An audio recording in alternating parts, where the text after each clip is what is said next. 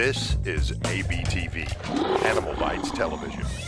For animal lovers, by animal lovers. Hey, Brian from Snake Bites here. It's the colubrid egg laying season. That means up to 1,000 eggs each and every day. We're gonna show you the entire process. You're watching Snake Bites.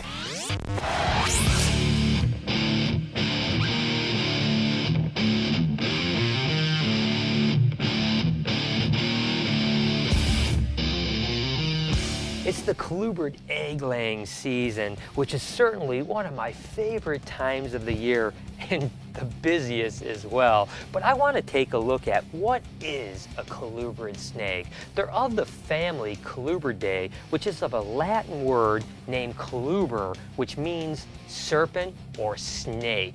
They're an extremely variable animal comprising of over 300 genera and over 2,000 species, meaning that 2/3 of all species of snake in the entire world are colubrids. Now, think about it, guys. I may have worked with 200 species. If there's over 2,000, I still have a long way to go before I've even scratched the surface. Well, seeing as it's egg production season for us here at BHB, I want to take a look at how we got to this stage of the game.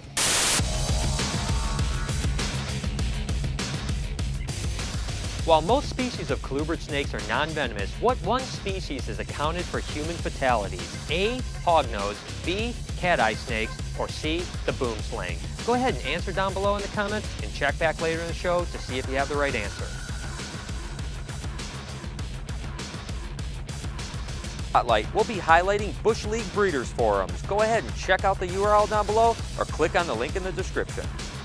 Now, I've often said that breeding snakes is certainly not rocket science, but at the same time, it does require some skill and some knowledge to be successful. It's not like you can just throw two snakes together and harvest the eggs later in the summer. Now, oftentimes, successful colubrid breeding starts with something that's called brumation or hibernation, which is basically just a fancy way of saying you cool your animals down. Now, the best success with colubrids typically starts with that cooling, dormant period. It does two things. It actually creates something that's called spermatogenesis in males, which is basically just meaning that it has fertile sperm. And then with females, it actually aids in the follicle development. Now, we've spent a lot of time in the past talking about breeding snakes, so we're not going to talk that much about it here. After all, this show is about finding eggs, isn't it? So let's go on that hunt. So every morning is kind of like an Easter egg hunt here for me at BHB this time of the year. And we basically mark each female with a lay tag and a nest box is in with that girl. And we just kind of go through and check every day to see if there's eggs. Now, these girls are going to typically lay anywhere from 7 to 10 days after a shed, so it's pretty predictable. And we just basically go through each one of the cages and open them up until we find eggs. And guess what? Take a look at this, guys.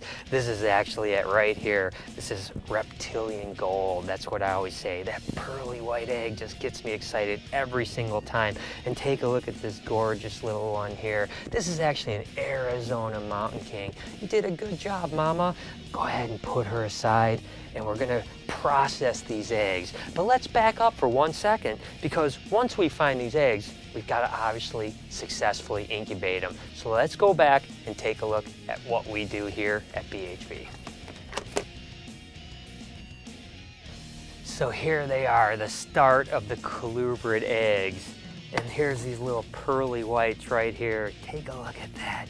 Now just imagine that all these boxes here have colubrid eggs in them. And most of these boxes have 2 clutches, anywhere from 6 or 8 eggs, all the way up to 20 or 25 eggs per clutch. So that's a lot of babies that are about to hatch. And this is only a few weeks of production. We still have a long way to go. But once we find those eggs, we're gonna incubate them right up here at about 82 degrees. And fortunately, we don't need a walk-in incubator because this area is climate controlled. I tell you, We'd need one big walk-in incubator if we were putting these guys in, but fortunately, colubrids eggs are pretty tough, and even a degree or two either way isn't going to really matter. But we use a medium called vermiculite, and we moisten it up. There's actually a few other options, but I want to show you how we do it here at BHB. So there's a few options when it comes to incubation medium. We happen to use a product called vermiculite. It's actually really good for egg production. It holds moisture really well. Now, if there's a downside, is that it's actually moist to the touch. Now, perlite is another option, which is actually not nearly as absorbent, and the whole idea is that the water will stay at the bottom of the box and the eggs will actually stay dry, which is fantastic. And then lastly, a product I use on all my pythons and leopard geckos is called hatchite, which is a type of perlite that has a water isomer mixed right in with it, which is really great. But I've always used vermiculite for colubrids. It's really the most economic way when you're producing lots of animals, to be honest with you. But you want a good water to vermiculite ratio. Again, the idea is that in that incubation box, you want it to be above 90% humidity, really in the upper 90% range. So you need a lot of humidity. Now, the whole idea would really be a 1-to-1 ratio, water to weight ratio on vermiculite. But of course, when you're doing a whole 5-gallon bucket like I am, I just kind of do it by feel. It's kind of that baker's thing. You know, I've been doing it for so long that I just know. So I pour some water in here and I just kind of mix it around till it feels like the right consistency. And I'm going to give you a little bit of a trick. If you try this and you don't want to do the weight to water ratio, basically you want the vermiculite to be wet. You want it to clump up like this, like a ball, but when you squeeze it, there should be no drops of water coming out. So that is the exact consistency you want. Now, basically, I just put about 1.5 inches in the bottom of this tub. Now, my incubator boxes don't have any holes whatsoever, and we actually will open them up usually about once a week just to recirculate that oxygen, keeping in mind these little baby eggs are breathing, they're respirating, and if you don't change the oxygen, they could actually suffocate. But that's just about it. Now I gotta fill a whole lot of boxes right now.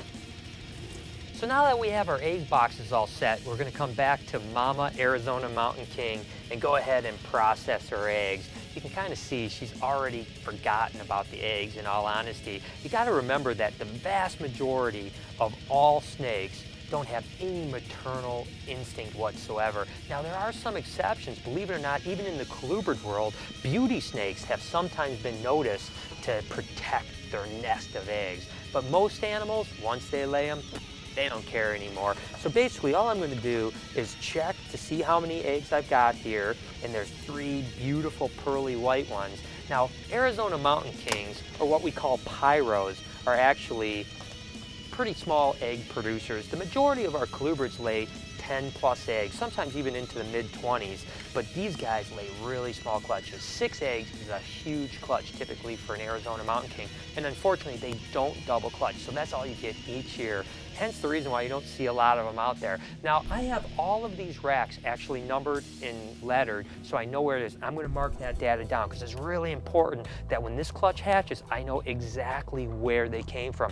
That way, if a surprise pops up and, hey, let's say a leucistic Arizona Mountain King pops up, I know exactly what bred it. So that's really important. This girl happens to be in ILD all the way down in cage 8. So she's D8. And all I'm going to do is basically say D8, female, Arizona Mountain King, and I'm going to mark the fact that she was bred to an albino male. And then I'm going to just put how many eggs. In this case, there was 3 eggs, no slugs, and of course, the date. I'm going to mark that on the cage as well as on this box, so I have triple redundancy, so they always know exactly what clutch this is from. Even if something gets rubbed off or someone spills something on it, I can always go back and know exactly what's going on.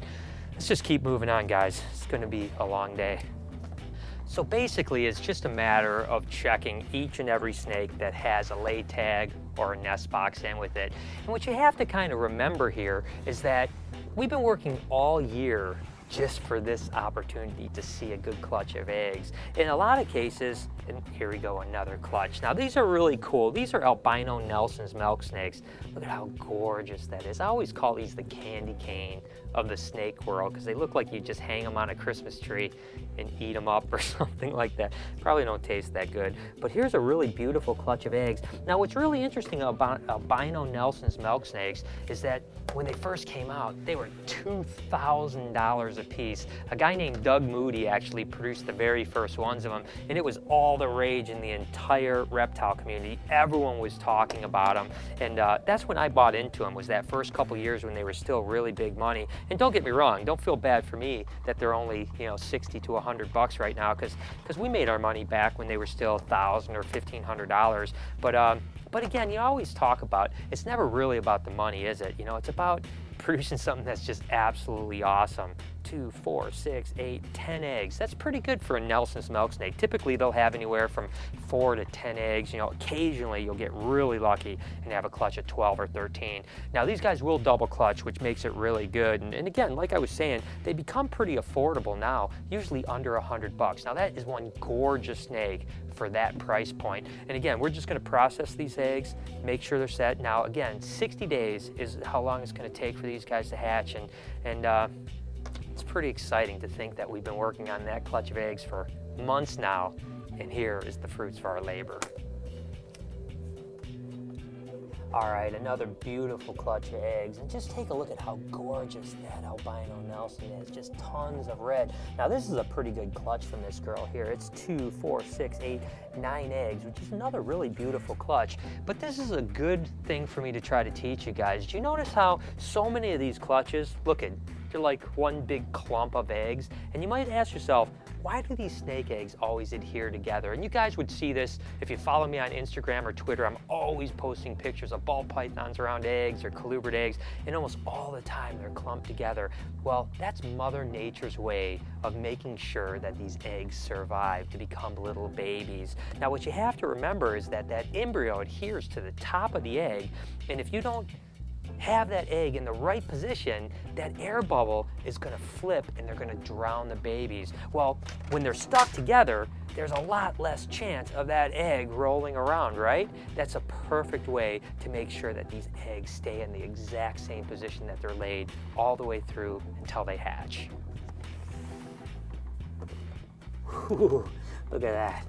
A lot of albino Nelson eggs today, which is really cool. But hey, you know what? This is a great learning opportunity here. I just talked about eggs clumping together like this. Well, look at some of these rogue eggs right here. They're just kind of out there, not clumped together. Now, what that tells me is that maybe the embryo is attached to the top, or maybe she rolled them around when she was spreading around. Now, I've showed you guys how to candle eggs before. I want to go over it again with you to make sure that these eggs hatch. Just give them the absolute best possible chance. But we have to go to a dark room in order to do that. So let's go. I always come out just into a dark hallway when I want to check for eggs. It doesn't have to be pitch black by any stretch. You just want to get into an area that is dark enough where a flashlight can illuminate an egg. And I just use one of these little pointer lights here. It works fantastic because a real good stream of light illuminates that egg. I'll start with this clump of eggs right here that are together, and as soon as I put the light on it, bam, that embryo just pops out on every single one of them. Again, Mother Nature's way of making sure those eggs are good. Now this egg here, you can see was just barely rotated, so I just have to give it about a quarter turn, which means she did roll it a little bit. To be honest with you, probably would have still hatched. And this egg too, about the same, about a quarter turn. So actually the mom did pretty good and she didn't mess me up too bad. But now I can be assured that these eggs are really in the right position and have the best chance of hatching. This girl was marked laying yesterday, which basically means when we checked, she wasn't done. So I absolutely know there's going to be a clutch of eggs in here. And it's a goini, which means that they're pretty typically big clutches. And you know what? This is actually pretty interesting here, guys, because look at this. They're nice, beautiful eggs. There's a couple slugs here, and I'll talk more about slugs in a little bit, but those are just basically infertile eggs. Now, what I always want to do is get those infertile eggs off of the fertile eggs because, you know, it's just not going to help them whatsoever to have rotting eggs next to them. And I just want to make sure that all the other eggs are good. But what I wanted to show you is something that I absolutely hate when snakes do. They lay these like crazy, goopy eggs. If you leave this on the eggs, it absolutely will cause good eggs to go bad. So you have to slowly peel this nasty goopiness. Oh, just dripping all over the place. It's so disgusting. But you gotta get it off of the good eggs. And you can see right here the residue that's on those good eggs. That's gotta come off, guys, because again, if you don't get that off, that egg is gonna go bad, guaranteed. So you know what? Let's go to the sink and I'll show you what I do. It seems the only way to save those eggs. I tell you what else, guys, this stuff absolutely stinks like a rotten egg. It's really quite disgusting. It's kind of all over my fingers now from wiping it off. And again, it's really important to get this off. Now, typically you never want to get your eggs wet because wetness is not something that's good for a snake egg whatsoever. But in this case, it's the better of two evils. So I just take a damp paper towel and I just slowly wipe off all that gook. Now, every now and then it gets so bad on an egg that, believe it or not, I'll even dunk the egg in water itself. But today it's coming off pretty good here. You can see the vast majority. I'm trying to get right down into the cracks and crevices too, because just any of that nasty gook is gonna cause eggs to go bad. Whew, I tell you, it's so nasty how it smells. It's unbelievable. It's just a little small egg. I don't know how all that smell comes out of it, but I tell you, it might be a good way to lose more weight, huh, guys? So there it is. I mean, it's pretty much all cleaned up now. They look pretty good, so back to the incubator box and we'll count them. Get going. 2, 4, 6, 8, 10, 12, 14, 15, 16, 18, 20. Not bad, 20 eggs. There's actually 5 slugs too. Now we do keep track of good and bad eggs because I always want to know what each female does. Now if I start to see a trend where a female's always laying 10 or 15% infertile eggs, I can kind of tag her and try to figure out is it the male or the female, but again, we'll talk more about that later. The thing I love about Cal Kings is that their eggs are absolutely enormous. Look at the size of this female right here. She's not like any beast by any stretch of the imagination. And by a matter of fact, she's a mosaic cow, which is a really cool mutation. But just take a look at the size of those eggs. It is so hard to believe that some of these snakes can lay such monster eggs. But the thing that's great about that is that when the babies hatch, whew, they hatch out really big. They do great right off of the rip, so you don't have to worry about feeding or anything like that. And I tell you, Cal Kings come out with quite a little feisty attitude too, which makes them super, super cool. But again, a Cal King's gonna lay typically anywhere from 6 eggs all the way up to 10 or 12 eggs. It's pretty rare to get a clutch of over 12 eggs when it comes to Cal Kings. Although I'll be honest with you, I had a clutch a couple days ago that was 18 eggs. I think it was the largest Cal King clutch that I've ever had. This girl, 2, 4, 5 eggs in 1 slug. Pretty typical for a Cal King. No matter how many clutches of eggs I've pulled over the last 25 years, there's still nothing like that feeling of flipping the lid and seeing a clutch of eggs. I've often said that the time that I don't get excited about producing my least expensive snake will be when I'll stop breeding snakes. I just absolutely love them to death.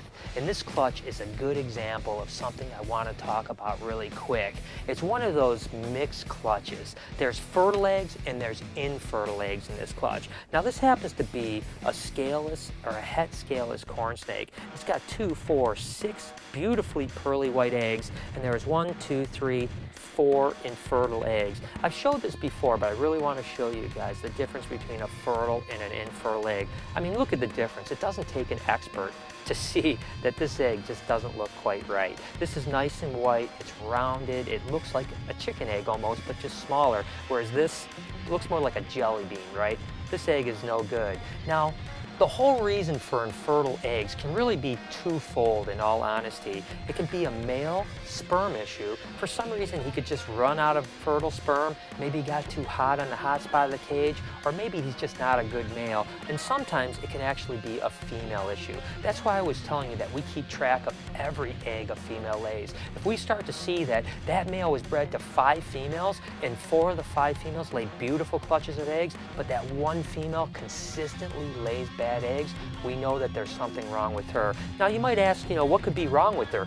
Honestly, it could be, fat around the ovaries. She could just have a complete reproductive issue where she'll never be good. And oftentimes when we have that happen, where there's an animal that 2 or 3 years in a row has laid bad eggs, we typically just give her away as a pet or sell her real cheap as a pet and make sure that no one ever breeds her again. But, the best way to avoid infertile eggs is don't spread your males too thin.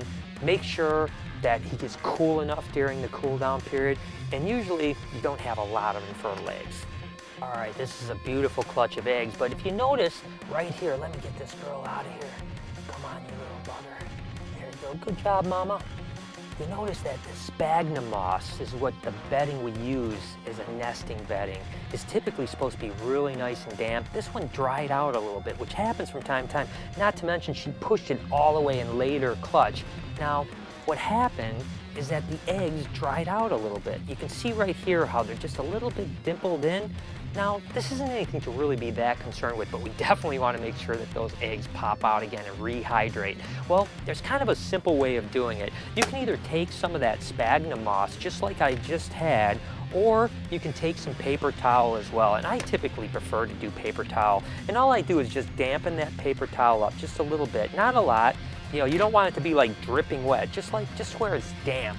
And what I'll do is I'll just lay that right over those eggs like that. And again, the eggs can still breathe because it's a paper towel. It's, you can breathe right through it, but it stays nice and moist. I'll come back 2 or 3 days later and check. And if they're popped out, I just go ahead and remove the paper towel. It's a great way to save some eggs, because if you don't do that, even with that 100% or 95% humidity, a lot of times the eggs will continue to shrivel and you'll lose eggs. So trust me, it's a great technique to save some clutches of eggs.